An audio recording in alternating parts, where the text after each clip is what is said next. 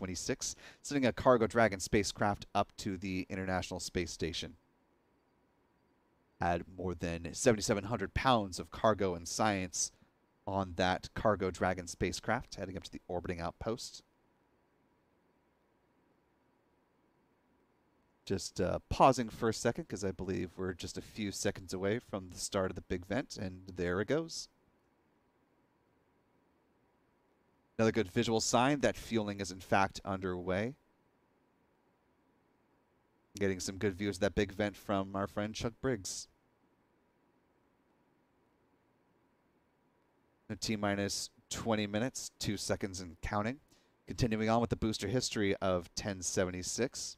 Second launch came on January 10th. That was the OneWeb Flight 16 mission. This was the second of 3 dedicated launches of OneWeb satellites for its internet constellation. After Russia invaded Ukraine, OneWeb lost the Soyuz rocket as a launch vehicle. It then bought 3 flights from SpaceX and 2 from India to launch its remaining constellation. Worth noting, the Russia-Ukraine war also had an impact on the potential customer base for the Ovzon 3 satellite in making it more clear the reasoning for having agile and robust space-based communications, which we'll be getting more into just in a little bit with Christopher Alm. The third flight of this booster, 1076, came on February 27th when it launched the first batch of Starlink V2 mini satellites on the 6-1 mission. That was followed up on April 7th when the booster supported the Intelsat 4E launch. This was a communications satellite that also hosted a NASA payload called the Tropospheric Emissions Monitoring of Pollution, or TEMPO instrument. It's a UV visible spectrometer that monitors air pollutants hourly across North America. Some of those first images from TEMPO were published last year, showing some nitrogen dioxide from areas as small as 4 square miles. It can also measure other pollutants during the daytime, like ozone, sulfur dioxide, and formaldehyde, and at night, it can measure light pollution. Launches 5 through 8 for Booster 1076 were all Starlink missions. Those were Starlink 6-3 on May 19th, Starlink 6-6 on July 24th, Starlink 6-14 on September 9th, and Starlink 6-21 on October 5th. And finally, the 9th launch carried up the O3b mPOWER 5 and 6 satellites on behalf of SES, those heading up to medium Earth orbit. And that is all for now for this particular first stage booster until it launches the Ovzon 3 satellite coming up. 17 minutes, 25 seconds and counting. Less than a minute and a half away from the point at which liquid oxygen loading on the second stage will begin. Before that happens, we'll see the big vent wrap up. Getting some nice views brightened up by Chuck Briggs. Appreciate the shot here.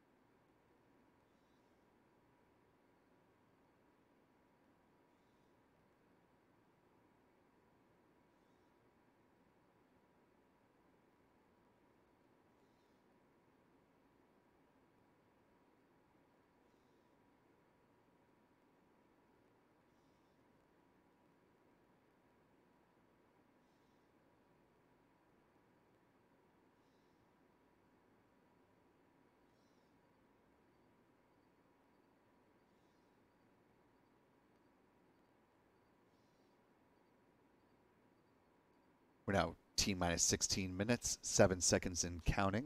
Just a few seconds away from the start of LOX load on the second stage, beginning in right now. As I was mentioning with the booster history, as the Russian war against Ukraine began, it had great ripple effects around the world in a number of ways. One of those being the pivoting from the Russian rocket to the Falcon 9 for OneWeb. Another was the need for satellite communications that are harder to jam, as we saw some cases of from Russia during its ongoing war against Ukraine. And that helped provide a real-world, present-day example for some of the European market for whom the Ovzon 3 will be a potential avenue for them to look at as an opportunity to make their communications a little more resilient. So turning back to our conversation with Christopher Alm, here he is talking about the impact of Russia's war against Ukraine and how that shaped some of the thinking for some of the potential customers of the Ovzon 3 satellite. The ability to communicate, in these environments where you have a threat level has become much more important. I mean, it used to be that the only people who really did that were the US DoD. They would go somewhere, they would bring communication, they would go in, they go out. But now you have a European market where countries are looking at how can we secure our critical communication, how can we bring capabilities with us when we go, how can we be resilient when the enemy is trying to jam us or destroy our communication. And the sort of playbook from the war in Ukraine has been very helpful to paint that scenario. Because also one thing that happens when the Russians went into Ukraine was they jammed satellite communication. And how did they do that? Well, they knocked out the ground segment. And our satellite can function without the ground segment. So when we tell that to our customer, they're like, ooh. So they have studied what's going on there. And we can bring capabilities to address that. And that's meant that the narrative that we are sort of putting forth has become extremely relevant for a lot of European customers right now.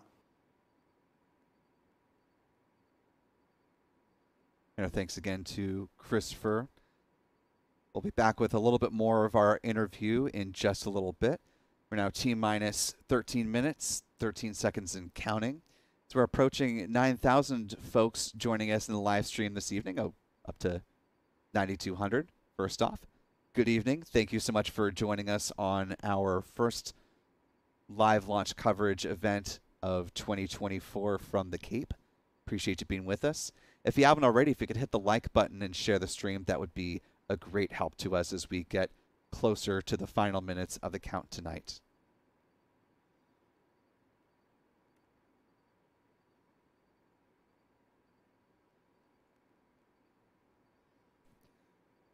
We're now T-minus 12 minutes, 33 seconds and counting.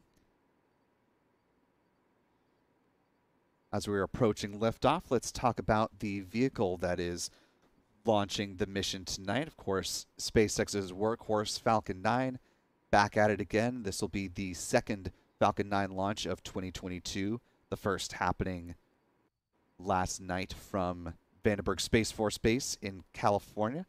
The first Cape Falcon 9 getting ready to head up tonight. The vehicle stands at 70 meters or 229 feet tall and has a diameter of 3.66 meters or 12 feet. The majority of that is made up by the first stage. First stage booster flying tonight has made 9 flights to and from space already, going for its 10th tonight. Tail number 1076 in the SpaceX fleet. At the base of the first stage are the 9 Merlin engines, which burn rocket-grade kerosene and liquid oxygen, producing 1.7 million pounds of thrust.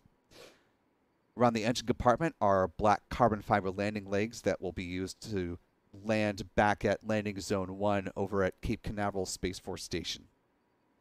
Above the first stage is the inner stage. It's a composite structure consisting of an aluminum honeycomb core surrounded by carbon fiber. That image you see on the right-hand side of your screen are the deployable hypersonic grid fins. These are titanium winglets that provide stability and steering for the Falcon 9 as it falls through the atmosphere, tail first like a big old dart, this time heading towards Landing Zone 1 at the Cape. At the top of the inner stage are 3 mechanical latches that attach to the second stage, and at first stage main engine cutoff, high-pressure helium is used to release those latches 4 pneumatic pushers ensure clean separation. The second stage engine nozzle is also housed safely inside the interstage adapter until stage separation. Speaking of that second stage, the upper stage is powered by a single modified Merlin engine called a Merlin vacuum engine or an MVAC engine. It's equipped with a large nozzle optimized for burns in the vacuum of space. It produces more than 200,000 pounds of thrust. It'll be fired twice to deploy the Ovzon 3 satellite into its intended orbit. The MVAC engine burns the same propellant mix, kerosene and liquid oxygen, same as the first stage. Following deployment of Ovzon 3, just about 38.5 minutes after liftoff, it will ignite a third time to perform a deorbit burn, driving the upper stage back into the atmosphere, where it will burn up and help eliminate the risk of unnecessary space debris during this mission. Finally, up top, the payload fairings, which contain the Ovzon 3 satellite. The payload fairing, made up of a carbon composite material that is 13.1 meters or 43 feet tall, and 5.2 meters or 17.1 feet in diameter. The two halves of the payload fairing will be recovered a little further downrange from where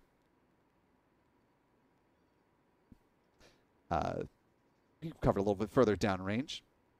They splash down into parachutes, and as previously mentioned, Bob will scoop them up out of the Atlantic and bring them back to Port Canaveral here in Florida, where they will be refurbished and turned around for future flights. We're now T-minus 8 minutes, 56 seconds and counting for the launch of the Ovzon 3 mission. Our next big milestone coming up is T-minus 7 minutes, the chill down of the 9 Merlin engines. Again, that involves flowing a small amount of liquid oxygen through the plumbing and the turbo pumps, protecting the engines from the risk of thermal shock and damage during that startup sequence.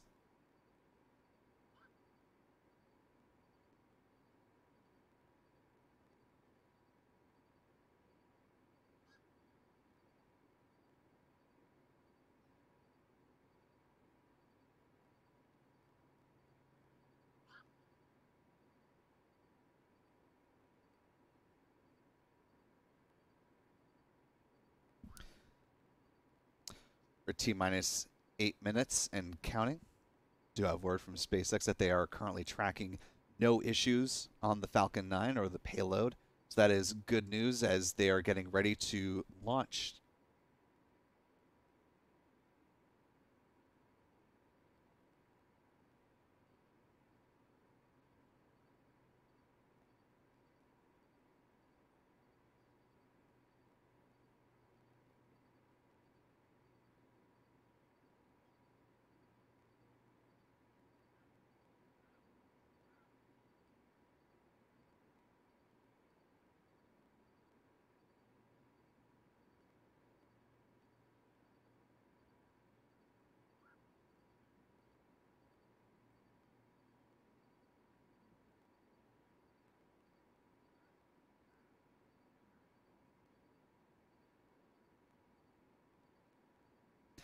We're now T-minus 7 minutes and counting, and as we approach the final few minutes of the count, I want to go to our last video from our conversation with Christopher Alm, talking about some of the competition from some of the other communications satellite businesses out there, and from Ovzon's perspective, what distinguishes their Ovzon 3 satellite and Ovzon from the rest.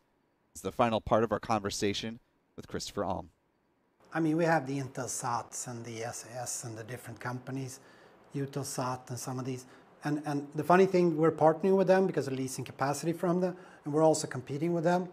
Then you have pure terminal providers, and we're competing with them as well because we have our own terminals. So I think our distinction is that we have, even though we're quite a small company, we have a SATCOM service. So we provide the terminal, the space capabilities, the ground segment, and the NOC. So we have our own 24/7 man NOC, which for a small company like us is quite a big undertaking. So I think that is what distinguishes us truly. We also work on the lower KU band, which if you're know something about SATCOM, you know that that band is less saturated than other parts, which allows us to be more robust in our signaling, and we can get higher performance. So when we go to events and we put our terminal up, we outperform any other GEO terminal. We just know that by fact. When we put our terminal there, we're going to outperform the competition. When we launch Ovzon 3, that's going to be another factor, 3 to 4 outperforming our competition. So we think in that sense, when it comes to GEO capabilities, completely unmatched. LEO, of course, they can provide higher bandwidth, but with some of the caveats that I told you before of losing the signal, easier to jam, you make more noise when you transmit, so you're easier to detect. So there is kind of a trade-off with that as well.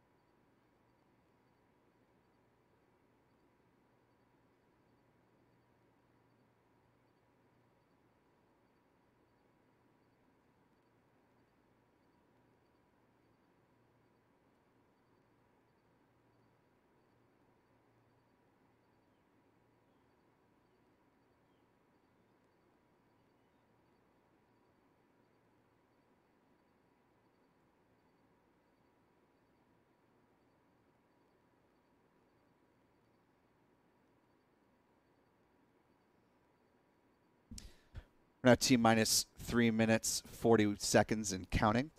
See the strong back retract sequence now underway at the Falcon 9 rocket. Those clamp arms opening up and the transporter erector, the strong back leaning away from the Falcon 9. They'll stay about 1.5 degrees away from the rocket. Will remain in that position until liftoff, when it'll pull back much more aggressively. Just as a quick programming note, our countdown clock, T-minus 3 minutes, 17 seconds. A little bit ahead of the SpaceX feed there. It's because our clock is in real time and the SpaceX feed coming in on a slight delay. We'll be making our callouts based on the real-time countdown clock. That aligns with our cameras here at the press site and beyond. We're at T-minus 2 minutes, 57 seconds and counting. As we enter the last few minutes of the count, I want to thank the more than 18,000 of you who are joining us tonight. Really appreciate you being with us. If you could hit the like button, that would be very much appreciated. Allow a few more folks to find our coverage this evening. We do hear the call out that Stage 1 LOX load is finished on the Falcon 9. We were almost through fueling the vehicle, getting ready to lift off in less than 2.5 minutes.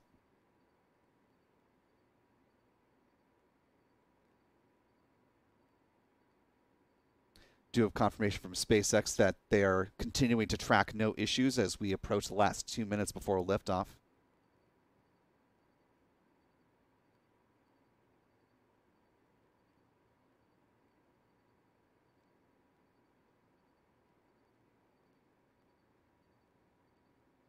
Now less than 2 minutes to liftoff now.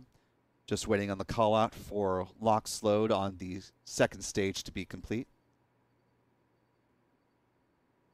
Should be coming up in the next few seconds here. And we do hear that call out for Stage 2 LOX load wrapping up. The Falcon 9 now fully fueled with its 1 million pounds of propellant.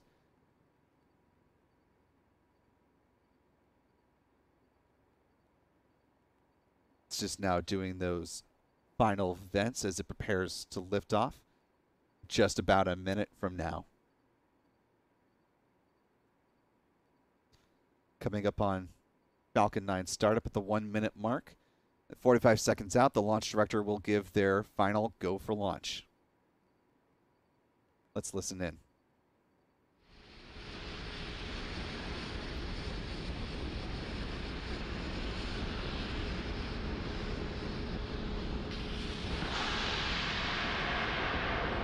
Falcon 9 is in startup. And there you heard that call out that Falcon 9 is in startup. Next. Falcon 9 is in startup. Next up is that go for launch call, coming up momentarily. LD, go for launch. And there you heard that the LD is go for launch. We're now less than 30 seconds away from the first Falcon 9 launch of 2024, coming up in 20 seconds. T-minus 15 15 seconds. seconds. There we go. And here we go. 10, 9, 8, 7, 6, 5, 4, 4, 3, 2, 2, 1. 1. Ignition and liftoff. And liftoff of the Falcon 9 rocket. Falcon 9. Falcon 9 has now cleared the tower on its way for its first flight from Florida in 2024, carrying the Ovzon 3 satellite. Let's listen to the roar of these 9 Merlin engines. Dynamic pressure.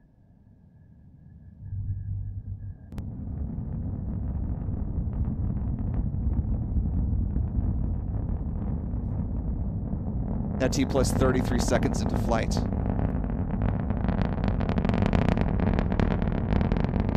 Getting some great views from our tracking camera here at the press site.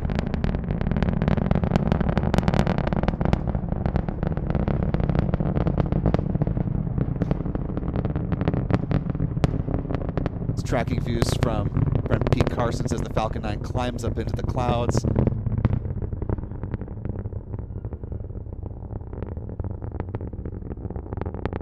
A little more than a minute into flight. Tracking not the easiest this evening as the Falcon 9 is climbing in and out of some clouds from the ground's perspective. Adam Bernstein doing a great job of tracking it so far this evening, as is Pete, Chuck.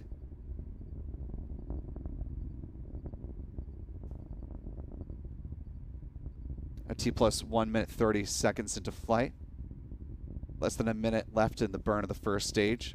Those Merlin engines producing 1.7 million pounds of thrust.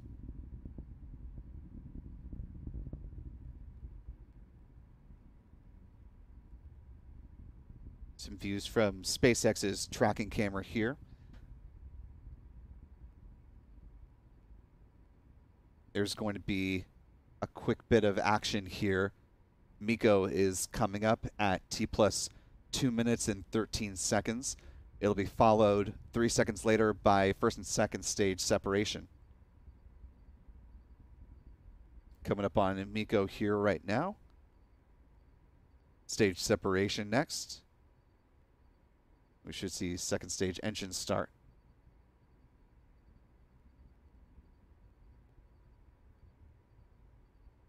Getting a little hard to track through the clouds here. About 2.5 minutes into flight. You see stage separation on the SpaceX feed onboard cameras there.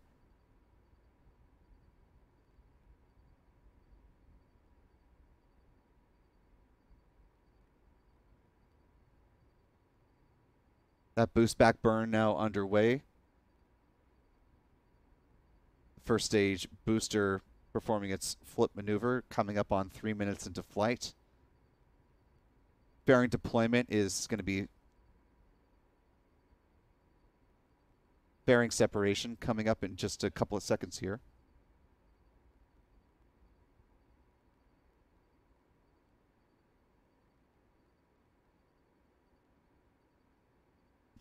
You can see a little bit of the shadow of the booster on its own plume as it's performing that burn right now.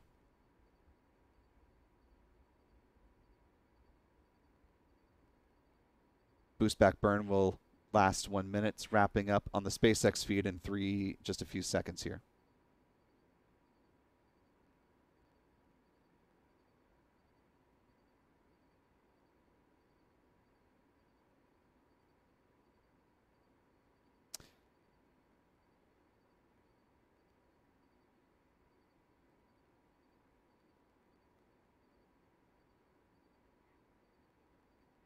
There you see the grid fins deploying there. Coming up next, the next milestone is at T plus 6 minutes, 10 seconds for the first stage entry burn.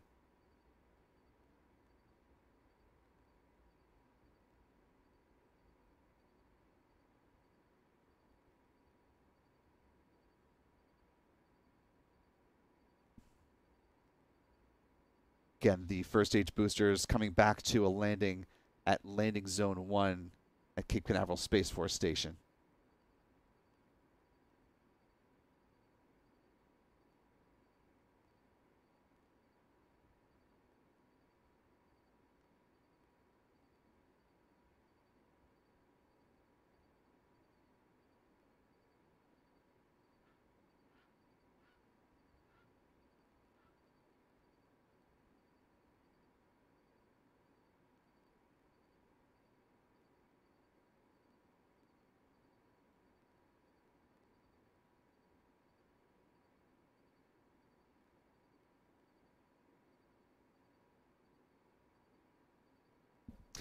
And we're starting to get some views of the booster, T plus 5 minutes, 16 seconds.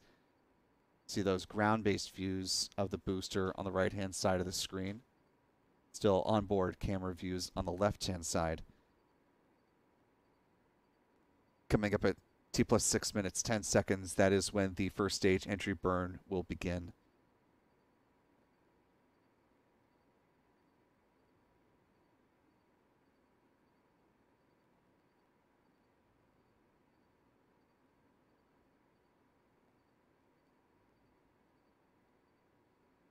We're coming up on 6 minutes into the flight here.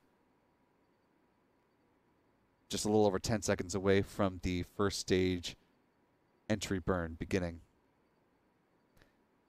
Slowing the rocket down ahead of its landing burn back at landing zone 1.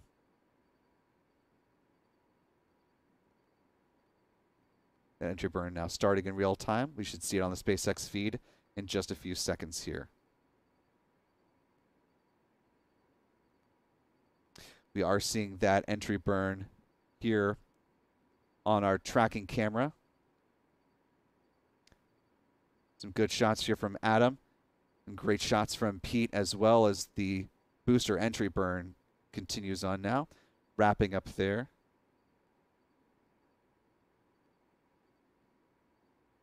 Now T plus 6 minutes, 47 seconds and counting into flight. Kudos to our tracking team. It's been a little tricky tonight with all the clouds. Coming up on 7 minutes into flight, the next milestone is the landing burn starting at T plus 7 minutes, 28 seconds.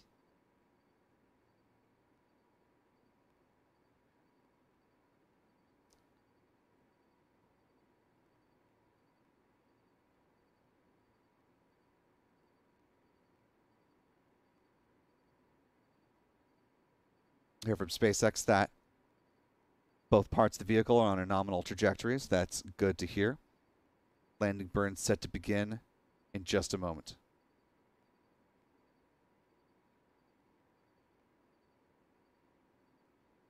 And we see the landing burn from our tracker here. This view from Pete Carson's as the booster making its way back down to land.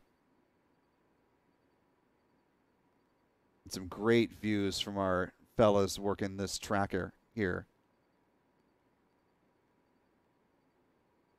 SpaceX making its way back down to landing zone 1 to complete its first Florida-based landing here of the year.